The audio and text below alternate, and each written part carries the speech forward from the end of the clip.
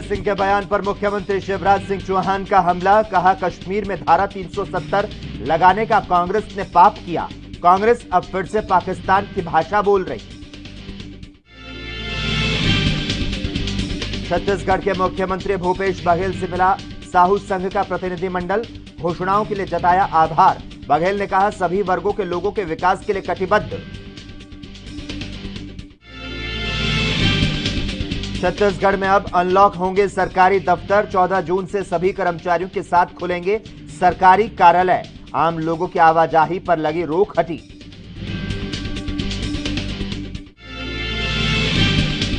और छत्तीसगढ़ के बिलासपुर में 1 करोड़ रुपए का गांजा बरामद। कार पर लगा रखा था कोविड-19 इमरजेंसी ड्यूटी का स्टिकर। पुलिस की हिरासत में आरोपी।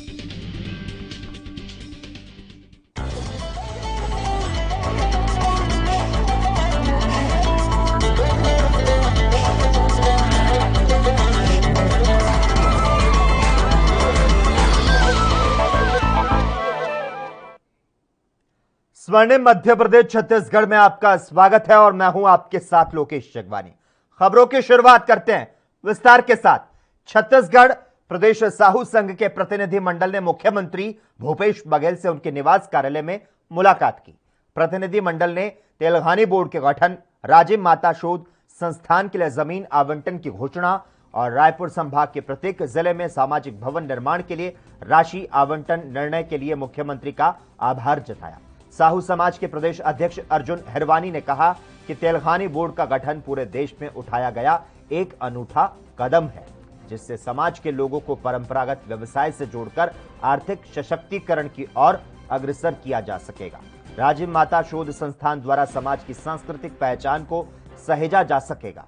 प्रतिनिधि मंडल ने मुख्यमंत्री बघेल को साहू समाज की ओर से कोरोना वैक्सीनेशन के प्रति जागरूकता बढ़ाने के लिए किए जा रहे कार्यों की जानकारी दी।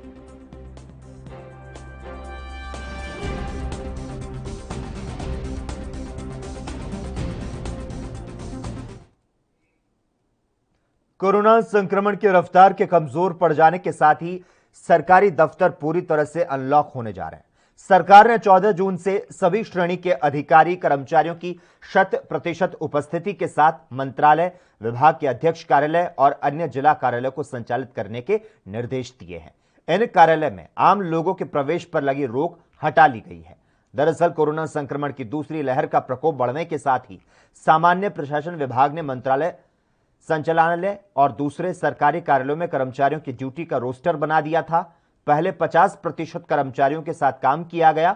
बाद में जब प्रदेश भर के जिलों में कंटेनमेंट जोन बनने लगे तो कार्यालयों को बंद कर वर्क फ्रॉम होम शुरू कर दिया गया। कार्यालय में आम जनता की आवाजाही को प्रतिबंधित किया गया। पिछले महीने संक्रमण की रफ्तार कुछ कम होने पर सरकार ने 50% कर्मचारियों की मौजूदगी में कामकाज शुरू किया। हालांकि आम जनता के प्रवेश पर रोक तब भी जारी रही। अब नया आदेश जारी कर सभी अधिकारियों, कर्मचारियों की उपस्थिति के साथ सामान्य कामकाज के संचालन का आदेश जारी हुआ है।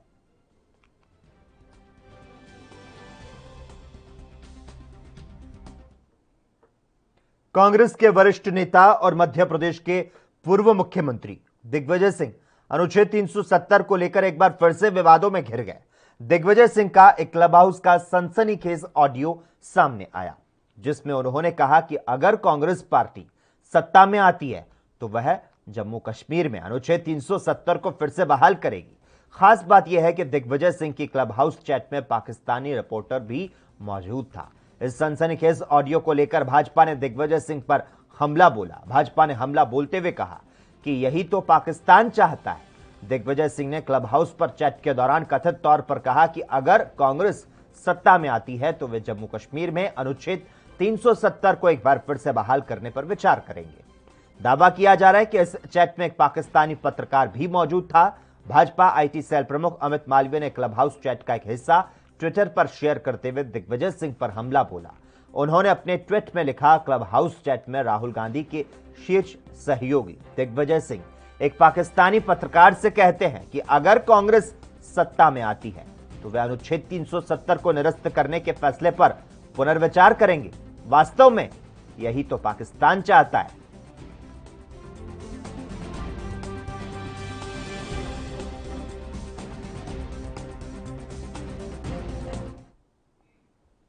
शिवराज सिंह चौहान ने कहा कि कांग्रेस ही थी जिसने कश्मीर में धारा 370 लगाने का पाप किया। कांग्रेस अब फिर से पाकिस्तान की भाषा बोल रही है। कांग्रेस नेता दिग्विजय सिंह कहते हैं कि धारा 370 हटाने पर पुनर्विचार किया जाएगा। कांग्रेस क्या पुनर्विचार करेगी? क्या धारा 370 थोपकर अलगाववाद को हवा देगी? कश्मीर भारत का मुकुटमणि है, अभिन्न अंग है। ये कांग्रेस ही थी जिसने कश्मीर में धारा 370 लगाने का पाप किया था। हमारे यशस्वी प्रधानमंत्री जी ने, भारतीय जनता पार्टी की सरकार ने धारा 370 हटा दी। अब एक देश में दो विधान, दो निशान, दो प्रधान नहीं है। लेकिन कांग्रेस अब फिर पाकिस्तान की भाषा बोल रही है। कांग्रेस के नेता दिग्विजय कहते हैं, स्वर्णिम मध्य प्रदेश छत्तीसगढ़ में खबरों का सिलसिला लगातार जारी है। यहां वक्त है एक छोटे से ब्रेक का, जल्द हाजिर होते हैं।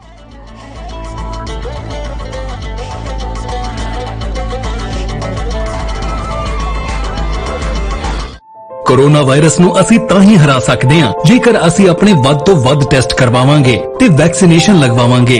जैसे ਤੁਹਾਨੂੰ ਕੋਈ ਥੋੜੀ ਬਿਮਾਰੀ ਵੀ ਲੱਗੇ, ਤੁਹਾਨੂੰ ਲੱਗੇ ਕਿ ਮੈਨੂੰ ਮੇਰੀ ਛਾਤੀ 'ਚ ਦਰਦ ਹੈ ਜਾਂ ਮੈਨੂੰ ਖਾਂਸੀ ਹੋ ਗਈ ਜਾਂ ਮੈਨੂੰ ਜ਼ੁਕਾਮ ਹੋ ਗਿਆ ਜਾਂ ਮੇਰਾ ਬਦਨ ਦਰਦ ਹੈ, ਤੁਸੀਂ ਵੇਟ ਨਾ ਕਰੋ, ਟੈਸਟ ਕਰਾਓ। ਪੰਜਾਬ ਸਰਕਾਰ ਵੱਲੋਂ ਕੋਰੋਨਾ ਵਾਇਰਸ ਨਾਲ ਨਜਿੱਠਣ ਲਈ ਪੰਜਾਬ ਦੇ ਪਿੰਡਾਂ ਵਿੱਚ ਵੈਕਸੀਨੇਸ਼ਨ ਡਰਾਈਵ ਚਲਾਈ ਗਈ ਹੈ ਤਾਂ ਜੋ 18 ਸਾਲ ਤੋਂ ਉੱਪਰ ਦੇ ਸਾਰੇ ਲੋਕ ਜਲਦ ਤੋਂ ਜਲਦ ਆਪਣੀ ਵੈਕਸੀਨੇਸ਼ਨ ਕਰਵਾ ਸਕਣ। ਪੂਰੇ ਪੰਜਾਬ ਦੇ ਪਿੰਡਾਂ ਲਈ ਕੋਵਿਡ ਟੈਸਟਿੰਗ ਕੇਂਦਰ ਸਥਾਪਿਤ ਕੀਤੇ ਗਏ ਨੇ। ਜੇਕਰ ਤੁਹਾਨੂੰ ਬੁਖਾਰ ਜ਼ੁਕਾਮ ਜਿਹੇ ਲੱਛਣ ਮਹਿਸੂਸ ਹੁੰਦੇ ਹਨ ਤਾਂ ਤੁਰੰਤ ਆਪਣਾ ਕੋਰੋਨਾ ਵਾਇਰਸ ਦਾ ਟੈਸਟ ਕਰਵਾਓ। ਕੋਰੋਨਾ ਸੰਬੰਧੀ ਜਾਣਕਾਰੀ ਲਈ 104 ਹੈਲਪਲਾਈਨ ਤੇ ਕਾਲ ਕਰੋ। तो ਤੁਸੀਂ ਪਲੀਜ਼ ਇਸ ਗੱਲ ਤੋਂ ਹੁਣ ਮੇਰੀ ਗੱਲ ਮੰਨੋ ਕਿ ਆਪਾਂ ਪੰਜਾਬ ਨੂੰ ਬਚਾਉਣਾ ਹੈ, ਆਪਣੇ ਪਰਿਵਾਰਾਂ ਨੂੰ ਬਚਾਉਣਾ ਹੈ, ਆਪਣੇ ਪਿੰਡ ਨੂੰ ਬਚਾਉਣਾ ਹੈ, ਤੁਸੀਂ ਆਪਣੇ ਮੁਹੱਲਿਆਂ ਨੂੰ ਬਚਾਉਣਾ ਹੈ। ਤੁਸੀਂ ਜੋ ਦੱਸਿਆ ਡਾਕਟਰਾਂ ਨੇ ਕਰੋ। ਹਿਦਾਇਤਾਂ ਦੀ ਪਾਲਣਾ ਕਰਕੇ ਆਓ ਮਿਲ ਕੇ ਕਰੀਏ ਕੋਰੋਨਾ ਤੇ ਫਤਿਹ। ਇਹੀ ਹੈ ਸਾਡਾ ਮਿਸ਼ਨ ਫਤਿਹ। राष्ट्र धर्म रात 8 बजे सिर्फ ANB न्यूज पर। क्या आप दुबले पतले कमजोर हैं? आपकी सेहत नहीं बनती, भूख कम लगती है, वजन नहीं बढ़ता? दरअसल मेन बात खाना पीना खाना नहीं है, मेन बात है खाया पिया लगना। और अगर खाया पिया लगेगा ही नहीं तो सेहत बनेगी कैसे?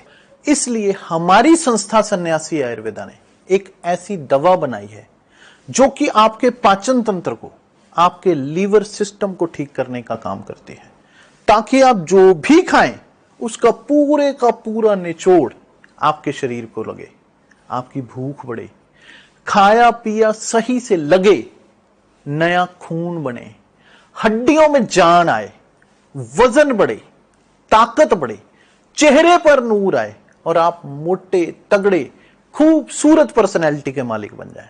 यह दवा पूरी तरह से आयुर्वेदिक होती है। इसका शरीर पर कोई भी साइड इफेक्ट, कोई भी नुकसान या दुष्प्रभाव नहीं होता। लड़के लड़कियां दोनों इसका इस्तेमाल कर सकते हैं और पहले 15 दिन के अंदर ही आपको इसका असर महसूस हो जाएगा। सिर्फ 650 रुपए की पूरे 1 महीने की दवा होती है और आप इसे घर बैठे 011 45 45 45 45 पर फोन करके दवा मंगवा सकते हैं।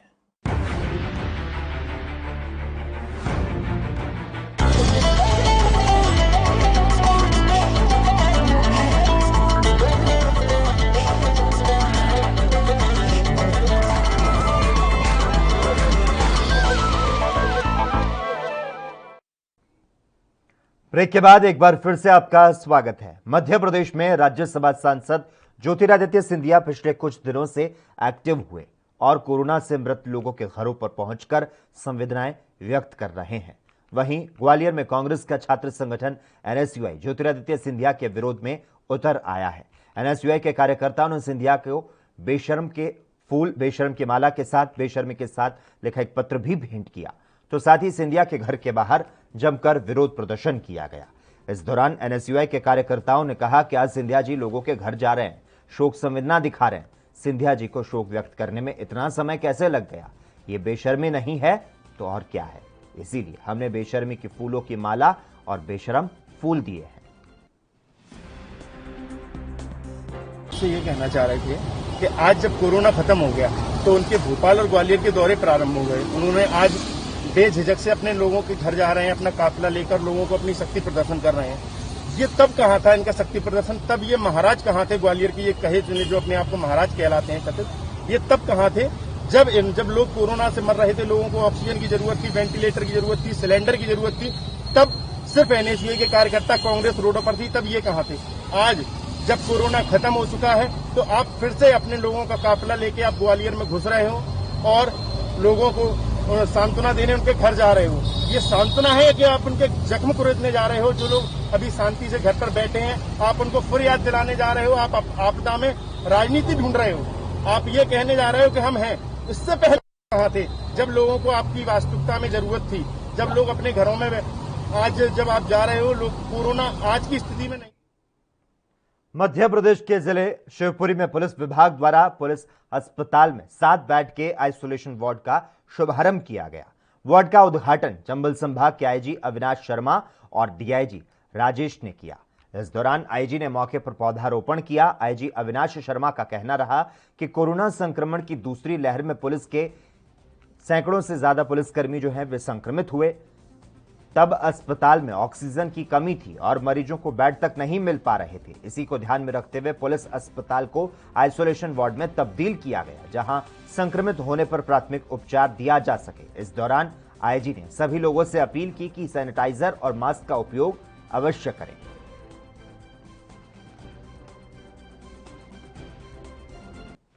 का उद्घाटन है। हॉस्पिटल में जो ऑक्सीजन की फैसिलिटी है उसका उद्घाटन हुआ है और ऑक्सीजन कॉन्सेंट्रेटर भी कलेक्टर साहब द्वारा दिए गए हैं। ऑक्सीजन की जो पाइपलाइन है वो हमारे पूर्व विधायक महेंद्र यादव जी हैं, उनके द्वारा पेशकश की गई थी, तो उनके द्वारा सहयोग राशि दी गई, उससे ये बना है। और इसमें छोटी मोटी कुछ और एडिशन हमने बताए हैं, वो भी जन सहयोग से हो जाएगा या हम उसके लिए शासकीय राशि उपलब्ध करवाएंगे। क्या सर जनरल लोगों के लिए भी है, आप सब पुलिस वालों के लिए? नहीं, ये तो पुलिस का ही है। एक्चुअली ये पुलिस के प्राइमरी उपचार के लिए है कि हम लोग कोरोना कर्फ्यू को पालन करवाते हैं, हॉस्पिटल में ड्यूटी करते हैं, दोनों पक्ष लड़ रहे हैं, उनमें कई लोग संक्रमित हैं, उसके बीच में पुलिस को आना पड़ता है। हमारे कई लोग उसमें संक्रमित हुए, 150 लोग संक्रमित हुए और उनके परिजन भी संक्रमित होते हैं जब वो अपने घर जाते हैं। कितने ही प्रिकॉशन रखें फिर भी संक्रमण आ जाता है। और वो लोग जब हाँफते हुए आते हैं, हॉस्पिटल में बिल्कुल भी बेड नहीं मिलता, कभी कभी वेट करना पड़ता है, तो और ऑक्सीजन बेड की एकदम आवश्यकता पड़ती है। इसलिए 7 बेडेड ये हॉस्पिटल को तैयार किया गया है और इसमें प्राथमिक सुविधाएं हैं, प्राथमिक उपचार के लिए। ये केवल वेटिंग उसके लिए है, पर्पस के लिए है कि उनको कहीं एडमिट कराने के पहले। छत्तीसगढ़ में कोरोना की संक्रमण दर 2% रह गई है। शुक्रवार को 35,000 नमूनों की जांच के बाद 741 नए मामलों की पुष्टि हुई, तो वहीं 1,650 से ज्यादा लोग स्वस्थ भी हुए हैं। प्रदेश में अब कोरोना के सक्रिय मरीजों की संख्या 15,932 हो गई है।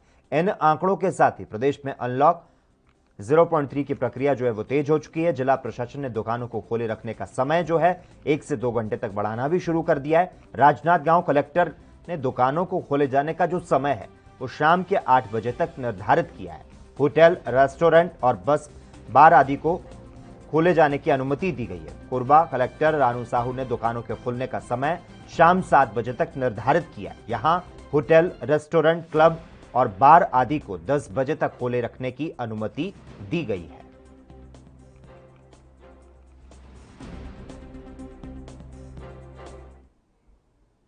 दक्षिण पश्चिम मानसून शुक्रवार को शाम तक मध्य छत्तीसगढ़ से होता हुआ उत्तरी छत्तीसगढ़ के कई इलाकों में सक्रिय हो गया और शनिवार को तड़के तक पूरे प्रदेश में सक्रिय हो गया।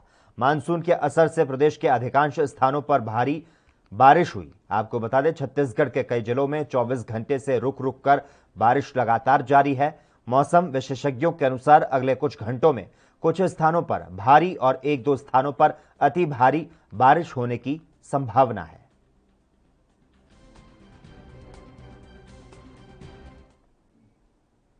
छत्तीसगढ़ के बालोद जिले में रहने वाली महिला बाल विकास मंत्री अनिता की एक रिश्तेदार की लाश मिली है। इस महिला का शव उसी के घर से बरामद किया गया।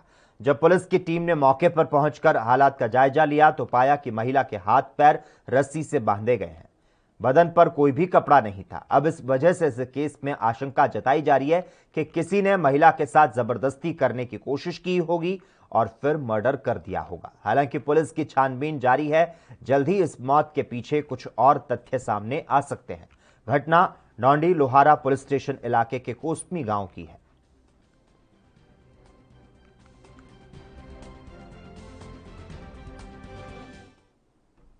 मध्य प्रदेश में स्वास्थ्य कर्मियों की हड़ताल अभी तक जारी है। गुना के सरकारी अस्पताल और स्वास्थ्य केंद्र में पदस्थ सभी 170 स्टाफ नर्सों ने 8 सूत्रीय मांगों को लेकर विरोध प्रदर्शन शुरू कर दिया। आपको बता दें, स्वास्थ्य कर्मियों की हड़ताल से मरीजों को खासा परेशानियों का सामना करना पड़ रहा है। बता दें कि स्वास्थ्य कर्मियों ने अपनी मांगों को लेकर सरकार के खिलाफ मोर्चा खोल दिया, तो साथ ही 22 जून से आंदोलन की चेतावनी दी है।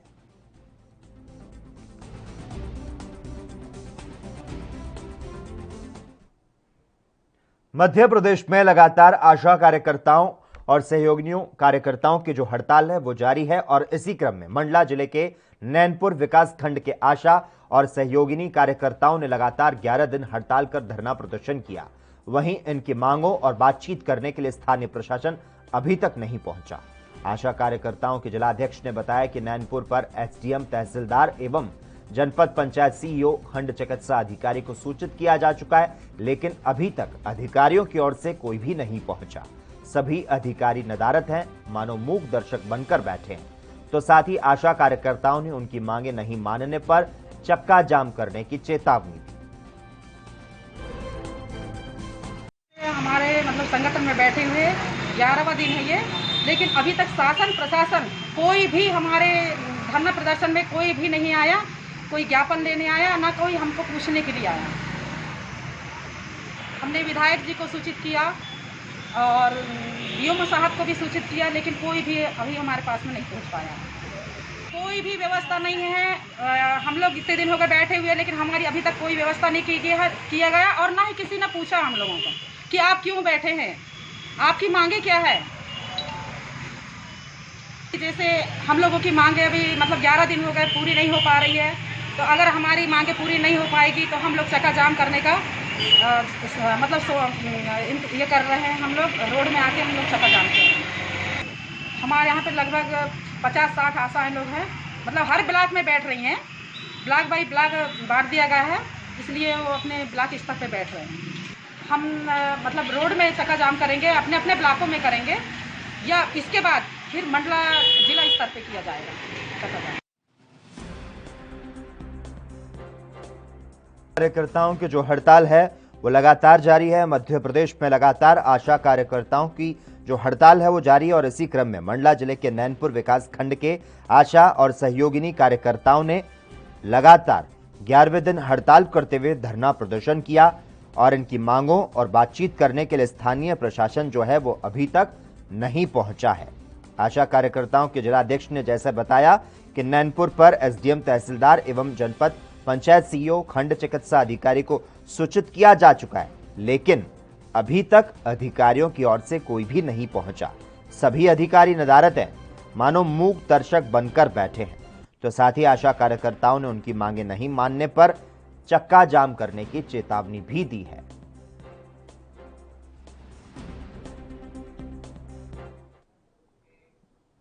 देश भर में कोरोना की मार को झेल रहे देशवासियों और देश की आर्थिक स्थिति जो है वो चरमरा चुकी है। वहीं अब कोरोना के कारण हुए साइड इफेक्ट जो हैं वे भी सामने आने लगे।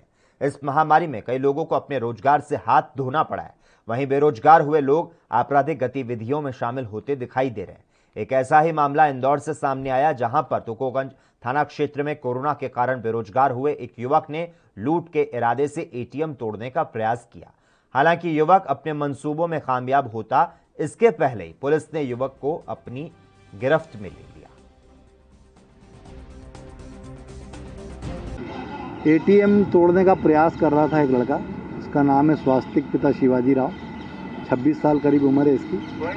इसको कल रात में हमारी टीम के आरक्षक पीयूष और संजीव ने रंगे हाथों एटीएम काटते हुए पकड़ा है।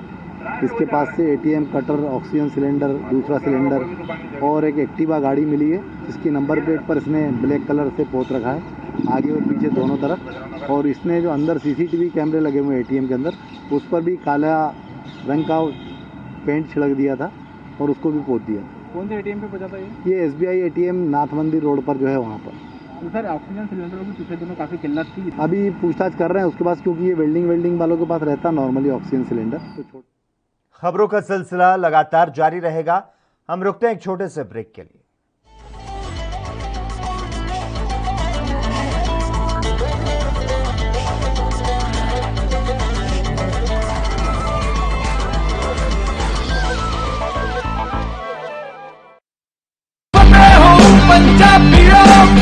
ਵੈਕਸੀਨ ਜ਼ਰੂਰ ਕਰਾਉਣੀ ਹੈ ਤੁਸੀਂ। ਤੁਹਾਡੇ ਐਂਟੀਬਾਡੀਜ਼ ਵਧਾਉਣੇ ਨੇ। ਜਦੋਂ ਤੁਹਾਡੇ ਐਂਟੀਬਾਡੀਜ਼ ਵਧਣਗੇ, ਉਹ ਐਂਟੀਬਾਡੀਜ਼ ਨੇ ਜਿਹੜੀ ਕਰੋਨਾ ਦੇ ਨਾਲ ਜੰਗ ਲੜ ਸਕਦੀ ਹੈ ਤੁਹਾਡੇ ਬਾਡੀਜ਼ ਦੇ ਵਿੱਚ। ਇਹ ਤੁਹਾਨੂੰ ਕਰਾਉਣਾ ਚਾਹੀਦਾ ਹੈ। ਤੁਹਾਨੂੰ ਉਹ ਡਾਕਟਰ ਜੋ ਪਹਿਲੇ ਦਿਨ ਤੋਂ ਕਹਿ ਰਹੇ ਨੇ ਮਾਸਕ ਨਹੀਂ ਭੁੱਲਣਾ। ਅਗਰ ਕਿਸੇ ਨੂੰ ਕੋਵਿਡ ਹੋ ਵੀ ਚੁੱਕਿਆ, ਉਹਨੂੰ ਵੀ ਦੇਖੋ ਕਿ ਮਾਸਕ ਪਹਿਨੇ, ਕਿਉਂਕਿ ਸਟ੍ਰੇਨਸ ਬਦਲਦੇ। ਇਹ ਜਿਹੜੇ ਸਟ੍ਰੇਨ ਨੇ ਨਾ ਕਰੋਨਾ ਦੇ, ਇਹਨਾਂ ਦੀ ਮਿਊਟੈਂਟਸ ਬਣ ਜਾਂਦੇ ਨੇ। ਇਸ ਕਰਕੇ ਤੁਸੀਂ ਉਹ ਜੋ ਬੇਸਿਕ ਚੀਜ਼ਾਂ ਨੇ, मास्क पहनना, हाथ धोने, सोशल डिस्टेंसिंग रखनी, ये जरूरी है। ਤੁਹਾਨੂੰ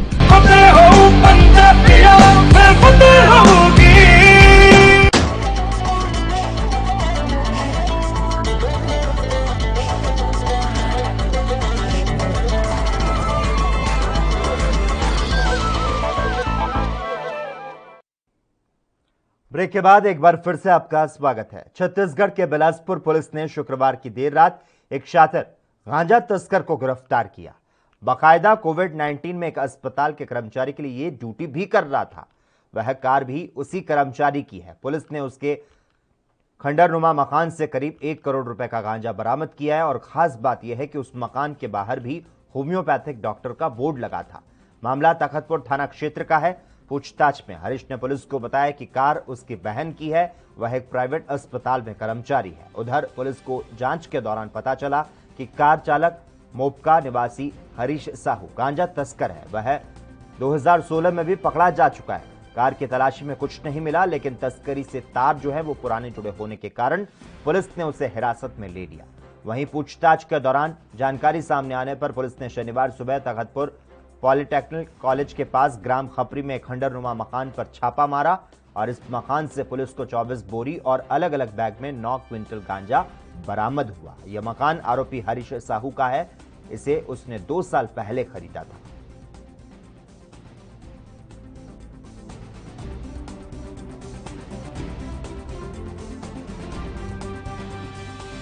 तो आपको बता दें, छत्तीसगढ़ का यह मामला है। बिलासपुर पुलिस ने शातिर गांजा तस्कर को गिरफ्तार किया है। यह बाकायदा कोविड-19 में एक अस्पताल कर्मचारी के लिए ड्यूटी कर रहा था और यह कार भी उसी कर्मचारी की है। पुलिस ने उसके मकान से करीब 1 करोड़ रुपए का गांजा जो है वो बरामद किया है। यह मामला तखतपुर थाना क्षेत्र का है और पुलिस की पूछताछ में इसने पुलिस को बताया कि उसकी कार जो है उसकी बहन की है। वो एक प्राइवेट अस्पताल में कर्मचारी है। उधर पुलिस को जांच के दौरान यह भी पता चला कि कार चालक हरीश साहू जो है वह गांजा तस्कर है और 2016 में भी इसे पकड़ा जा चुका है। हालांकि कार की तलाशी में कुछ भी नहीं मिला, लेकिन तस्करी से तार पुराने जुड़े होने के कारण पुलिस ने उसे अपनी हिरासत में ले लिया। मध्य प्रदेश के भिंड में आरटीओ चेकपोस्ट पर भ्रष्टाचार का मामला सामने आया, जिस पर भिंड परिवहन चेकपोस्ट प्रभारी विमल गुप्ता के खिलाफ कार्रवाई करने को लेकर मांग तेज हो गई। शिकायतकर्ताओं ने आरोप लगाया कि सस्पेंड आरक्षकों के भरोसे भिंड के आरटीओ चेकपोस्ट चल रहे हैं, जिसके वीडियो और फोटो सोशल मीडिया पर वायरल हो गए। शिकायतकर्ता ने 4 सस्पेंड आरक्षकों के नाम भी उजागर किए, जिनमें मुकेश मौर्य परिवहन आरक्षक, बालाजी गुर्जर परिवहन आरक्षक को सीबीआई जांच के घेरे में लिया गया है। वहीं मानवेंद्र जादौन और भूपेंद्र तोमर ये दोनों आरक्षक सस्पेंड होने के बावजूद भिंड आरटीओ चेकपोस्ट पर ड्यूटी कर रहे थे। मामले में मालनपुर प्रभारी विमल गुप्ता के खिलाफ शिकायत मिलने पर डिप्टी ट्रांसपोर्ट कमिश्नर भिंड पहुंचे, जहां उनकी जांच पड़ताल जारी है।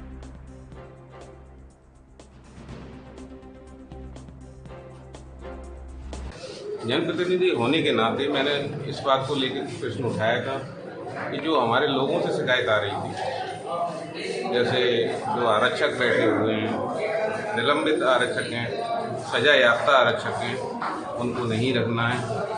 और ऐसी परिस्थिति में जब आदमी की ट्रांसपोर्टरों की किस्तें नहीं भर पा रही हैं, तो हमारा फर्ज बनता है कि उनको अवैध वसूली जो वहाँ होती है उससे दूर रखा जाए। इन्हीं चीज़ों को लेकर मैंने ज्ञापन दिए हैं सब। देखिए, मेरे पास तो केवल अपने मित्रगणों के द्वारा शिकायत आई कि साहब ऐसा होता है, वहाँ अवैध वसूली होती है। अवैध वसूली कैसे होती है, कब होती है, वो तो नहीं मुझे मालूम, लेकिन अवैध वसूली होती है, ऐसा शिकायत आई, जिसको मैं खुद जांचने के लिए वहाँ गया स्वयं। मेरे सामने वहाँ कुछ ट्रांसपोर्टर भी मिले, ड्राइवर भी थे।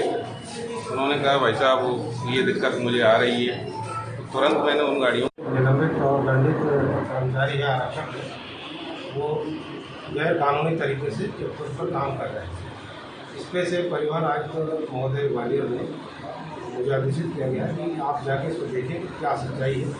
उसी जांच के सिलसिले में आज हम लोग यहाँ आए थे, आप लोग से भी चर्चा किया। उसके बाद और आगे डिटेल जांच करें, जो भी आप लोगों ने सुझाव और रास्ता बताया उसको हम डिटेल जांच करें। जो भी जांच होगी, जो भी रिपोर्ट भेजेंगे वो।